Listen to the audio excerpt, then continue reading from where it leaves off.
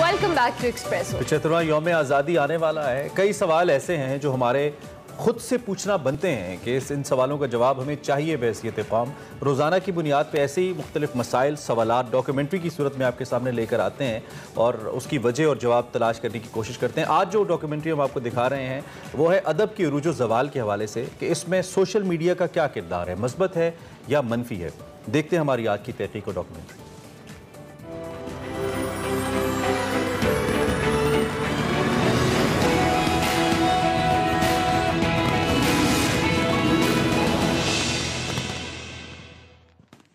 अदब को तो दहाइयों में बांट कर देखना नामुमकिन होता है, लेकिन पाकिस्तान में पहली 4 दहाइयां अदब के हवाले से सुनहरी दहाइयां कहलाई जा सकती हैं। उसके बाद टेलीविजन और फिर सोशल मीडिया का दौर आता है।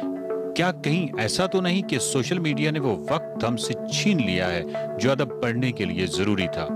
क्या यही सोशल मीडिया अदब के फिरोग में कोई मस्बत किरदार भी अदा कर सकता है? अदब के मयार के साथ सोशल मीडिया का कोई ताल्लुक़ नहीं है, इसलिए कि ये एक भीड़ सी है जिसमें हर तरह का बंदा जो उसका अरबी से भी शायद ताल्लुक़ ना हो और वो भी अदब में मुंह मारता है। तो मैं नहीं समझता कि सोशल मीडिया का कोई डायरेक्ट जो है वो ताल्लुक़ इससे है। हाँ, ये ज़रूर है कि इसी मीडिया पे एक महदूद अक़लियत डेफिनेटली ऐसी है जो कि अदब से दिलचस्पी रखती है, उसका अच्छा ज़ौक़ भी रखती है और उसकी प्रमोशन में भी उसकी दिलचस्पी है, लेकिन ये लोग बहुत कम हैं। सोशल मीडिया का किरदार आजकल तो बड़ा अहम है, क्योंकि हमने जब कोई चीज़ लिखनी होती है, हर शायर अदीब ने छोटी से छोटी बात तो वो बजाय किताब छपवाने के, जो एक बहुत मुश्किल मरहला है, बहुत पैसे भी लगते हैं, वक्त भी लगता है, तो वो उस पर सोशल मीडिया पे शेयर कर लेते हैं। लेकिन वो कोई बुरी बात नहीं है, राब्ता भी रहता है। बस मेरा ज़ाती ख्याल ये है कि किताब आम होनी चाहिए, सस्ती होनी चाहिए। सारी दुनिया में सोशल मीडिया है, आपसे पहले है, आपसे ज़्यादा है। तफरीह के ज़राए आपसे ज़्यादा हैं, उनके यहाँ बैले है, मगरिब में बैले है, ऑपरा है, थिएटर है, स्टेज है, फिल्मों की बहुतात है, ठीक है जी, और मुख्तलिफ़ ज़राए हैं, स्पोर्ट्स के मुख्तलिफ़ ज़राए हैं तफरीह के, लेकिन सोशल मीडिया भी है। तो ऐसा नहीं है कि वहाँ किताबें नहीं छप रही हैं, किताबें पढ़ी नहीं जा रही हैं। अलबत्ता ये है कि अब वो उस कैंडल के ऊपर भी पढ़ रहे हैं, आईपैड के ऊपर भी पढ़ रहे हैं, उनका रुझान इस तरह बदल गया। चुनांचे ये नहीं है कि जनाब एक तो जमहूरियत का शिकार हो गया, दूसरा लोग पढ़ते नहीं, पढ़ रहे हैं। जो फॉलोइंग है इट इज़ अमेजिंग। आप ज़रा जाके वेबसाइट पे जाके देखिए मुख्तलिफ जो राइटर्स हैं कि आप देखें कि उनकी फॉलोइंग कितनी ज़्यादा है, पहले से कहीं ज़्यादा। उर्दू बहैसियत ज़बान के उसका रवाज बढ़ रहा है। पहले उर्दू के जो इलाके थे उनसे उन इलाकों में उर्दू ज़्यादा बोली जाती है, यानी और ज़्यादा बोली जाने लगी जहाँ पहले उर्दू नहीं समझी बोली जाती थी। तो ज़बान का इलाका दिन ब दिन बढ़ता जा रहा है और अब पूरे पाकिस्तान में और हिंदुस्तान में भी और दुनिया के मुख्तलिफ इलाकों में भी उर्दू बोली समझी जाती है। एक दुनिया की बड़ी ज़बानों में इसका शुमार होता है। मगर क्या इसकी इल्मी सूरत अहवाल भी वैसी है? पाकिस्तान में अदबी किताबें यूरोप में किताबों की दुकानों में जिन्हें जनरल बुक्स कहा जाता था गायब होना शुरू हो गई। लेकिन फिर हमने देखा कि पब्लिशर जो कि गायब होना शुरू हो गए थे, सोशल मीडिया की वजह से वापस लौटे और वो पैसे जो वो किताबों की दुकान को बतौर मुनाफा देते थे, उन्होंने अपनी किताबें डिस्काउंट पर सोशल मीडिया पर बेचना शुरू कर दी। सोशल मीडिया पर आप सोफे पर नीम दराज होकर मुकम्मल यकसुई से अपने लिए किताब मुंतखब कर लेते हैं, बल्कि ढेर सारी किताबों से मन मर्जी का इंतखाब भी कर सकते हैं। सोशल मीडिया के हवाले से डेफिनेटली चूँकि इसकी रीच बहुत है तो यकीनन इसको अदब के फ़रोग़ के लिए या किताब के फ़रोग़ के लिए किसी हद तक इस्तेमाल किया जा सकता है, लेकिन इसकी मेथडोलॉजी बनानी पड़ेगी। जहाँ तक ऑनलाइन ताल्लुक़ है किताबों की, तो हमारे यहाँ अव्वल तो ऐसा कोई सिस्टम है नहीं, और दूसरे ये है कि चूँकि लोग किताबें वैसे ही नहीं ख़रीद रहे तो इसलिए शायद ऑनलाइन करने से भी कोई इतना ज़्यादा फ़र्क नहीं पड़ेगा। फ़र्क उस वक्त पड़ेगा जब हमारे यहाँ पढ़ने वाले जो हैं उनकी तादाद ज़्यादा बढ़ेगी। आपको आज का जो राइटर है उसको बहुत एक बुलंद सतह पे वो پہنچے گا تو تب آپ کو پڑھا جائے گا، ورنہ نہیں پڑھا جائے گا۔ درجنوں نئے پبلشر آ رہے ہیں اور بے شمار آپ دیکھیں کتابیں چھاپے چلے جا رہے ہیں، تو وہ کتابیں کہاں جاتی ہیں؟ وہ لوگ پڑھ رہے ہیں۔ سوشل میڈیا، کمپیوٹر آنے کے بعد سے اب ساری شاپنگ آن لائن ہونے لگی، اور بعض ایسے ادارے قائم ہو گئے جیسے امیزون وغیرہ ہے کہ جو کتابیں آپ کے گھر پر ڈیلیور کر دیتے ہیں۔ سوشل میڈیا نے کتاب کی اور پبلشنگ کی بہت زیادہ ایڈورٹائزمنٹ کی ہے، اور اس کی خریداری میں بہت اضافہ ہوا ہے۔ یہ کرونا کے دنوں میں کروڑوں روپے کی خریداری لوگوں نے گھر بیٹھے کتابوں کی ہے، میں اس کا گواہ ہوں۔ یہاں ایکسپو سینٹر میں یہ آفیشیل فگر تھی، ایک دن میں 12 کروڑ روپے کی کتابیں فروخت ہوئی۔ ٹھیک ہے، اس میں درسی کتابیں بھی تھیں، لیکن ان میں لٹریری کتابیں بھی تھیں، اور میری انیشلی جو کتابیں ہیں ان میں سے کوئی بھی 20-25 ایڈیشن سے کم نہیں ہے۔ پیار کا پہلا شاعر کے 75 سے زیادہ ایڈیشن ہے۔ یہ کون لوگ پڑھ رہے ہیں بھائی اگر ادب جمود کا شکار ہے؟ اردو میں بہت اچھی کہانیاں لکھی جا رہی ہیں۔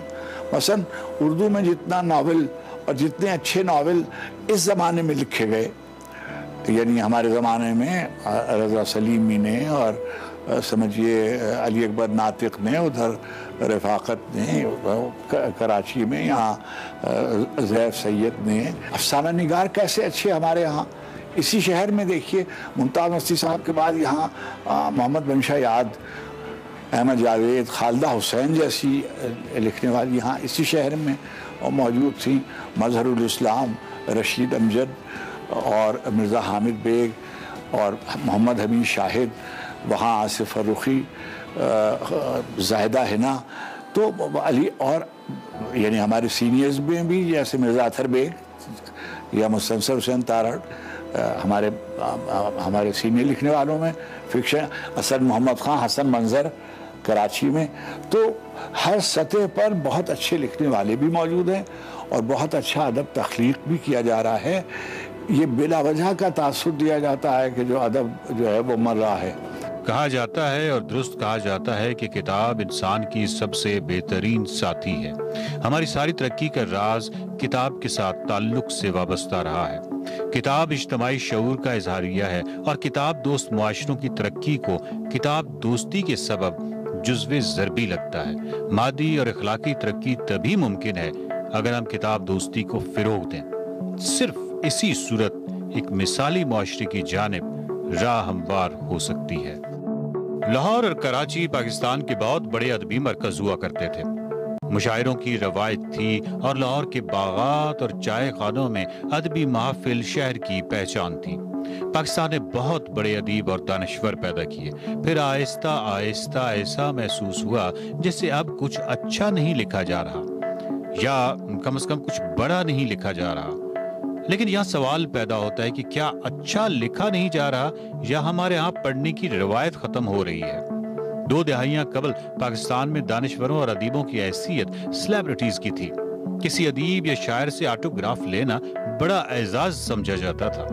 یہاں بہت سارے سوالات پیدا ہوتے ہیں۔ سب سے بڑا سوال تو یہی ہے کہ کیا اب کچھ اچھا نہیں لکھا جا رہا، اور ادیب اور دانشور ناپید ہو گئے ہیں، یا اچھا لکھا جا رہا ہے لیکن پڑھنے کی روایت ختم ہو گئی ہے؟ اچھا ادب بھی لکھا جا رہا ہے اور پڑھنے کی روایت بھی ختم نہیں ہوئی، لیکن دونوں کی مقدار میں، تعداد میں، مزاج میں کمی ضرور ہے۔ جبکہ آپ کے یہاں انگلش میڈیم اسکولوں کا رواج ہوا ہے، تو آپ کے وہ 25-30% بچے جنہوں نے آگے چل کے کتابیں خریدنی ہوتی ہیں یا ادب پڑھنا ہوتا ہے، وہ اردو میں اپنا نام نہیں لکھ سکتے، تو ظاہر ہے کہ وہ ایریا جو خالی ہو گیا ہے، وہ لوگ جو بچے آ رہے ہیں، اس کی وجہ سے یہ فیلنگ ہو رہی ہے۔ اچھا ادب نہ صرف لکھا جا رہا ہے بلکہ پڑھا بھی جا رہا ہے، اور پہلے سے زیادہ پڑھا جا رہا ہے اور زیادہ اچھا لکھا جا رہا ہے۔ ادیب کی جگہ وہ چونکہ آپ کے اینکر اور یہ کالم نگاروں نے لے لی ہے، تو انہی پر زیادہ توجہ دی جاتی ہے سننے کے لیے، اور انہی کے کالم عام لوگ پڑھتے ہیں، تو اس لیے وہ کہا جاتا ہے کہ چونکہ ناول اور افسانہ اور شاعری یہ اب گویا لکھی ہی نہیں جا رہی۔ مجھے 50 سال ہو گئے لکھتے ہوئے کم از کم۔ ادب جمود کا شکار ہے۔ اب یہ جمود کا شکار کن کے لیے ہے؟ ان کے لیے جو ادب پڑھتے نہیں، یا جو فکس ہو گئے ہیں جو آئندہ جنریشن لکھ رہی ہے اس کو نہیں پڑھ رہے. میں ہمیشہ یہ سمجھتا ہوں کہ یہ ارتقاء ہوتا رہتا چیزوں کا. کوئی چیز جو ہے خلا پیدا نہیں ہوتا, آگے چیزیں چلتی رہتی ہیں. ان کا اینگل مختلف ہوتا ہے, جو لوگ آتے ہیں ان کا نقطۂ نظر ڈفرینٹ ہوتا ہے. کہ وہ جو ہمارے زمانے تھے نا آغاز کے, وہ جو ریڈر تھا بڑا بھولا بھالا تھا, وہ یقین کر لیتا. مرزا ادیب کو میں حوالہ دیتا ہوں کہ سیرا نورد کے خطوط کلاسک ہے اردو ادب کی, اور مرزا صاحب بھاٹی دروازے سے باہر کبھی نہیں گئے تھے, دیکھا ہی نہیں تھا, لیکن ریڈر نے بھی نہیں دیکھا تھا. چنانچہ وہ کمپیریزن نہیں کر سکتے. اچھا ادب لکھا جا رہا ہے اور جو ادب پڑھنے والے ہیں وہ ادب پڑھ بھی رہے ہیں. ہر 50 سال کے بعد 60 سال کے بعد یہ شعور اٹھتا ہے کہ ادب مر رہا ہے, مگر یہ بات درست نہیں ہے. بچوں میں ادب پڑھنے کی روایت ہوگی تو یہی بچے بڑے ہو کر سنجیدہ ادب کا مطالعہ کریں گے. لیکن بچوں کا ادب بہت کم لکھا جا رہا ہے. بچوں کے اپنے میگزینز ہوا کرتے تھے جن میں تعلیم و تربیت اور نونہال نمایاں تھے, لیکن اب بچوں کے میگزین بھی کم نظر آتے ہیں, جبکہ اخبارات میں بھی بچوں کے صفحات دکھائی ذرا کم ہی دیتے ہیں. جبکہ دوسری طرف والدین بھی بچوں کی غیر نصابی سرگرمیوں کی حوصلہ شکنی کرتے نظر آتے ہیں. یہاں سوال یہ پیدا ہوتا ہے کہ بچوں کے ادب کی طرف ہمارا رجحان کم کیوں ہو گیا ہے؟ کیا یہی وجہ تو نہیں کہ ہمارے ہاں بڑوں کا ادب بھی زوال کا شکار ہے؟ بدقسمتی سے بچوں کا جو ادب ہے وہ ہمارے یہاں کبھی بھی پرائرٹی میں نہیں رہا, اور ویسٹ کے مقابلے میں ہم نے بچوں کے لیے اچھا تخلیقی ادب جو ہے, ایسا ادب جو ان کی نفسیات کے قریب ہو, وہ نہیں تخلیق کیا ہے. یہ ڈیفیشنسی پیچھے سے چلی آ رہی ہے. اس کو ایسوسیٹ کرنا ادب کے عمومی زوال کے ساتھ وہ شاید مناسب نہیں ہے. بچوں کا ادب پہلے بڑے بڑے ادیب جیسے صوفی تبسم صاحب تھے, یا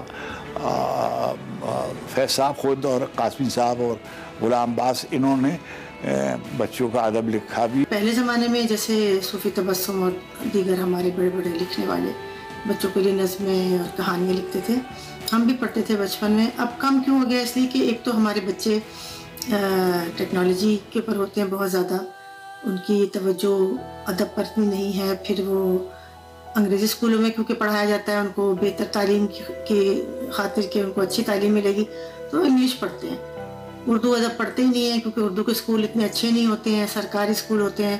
یہ سب بہت ملی جلی باتیں ہیں, اس کا ایک جواب نہیں ہو سکتا, بہت سے فیکٹرز ہیں.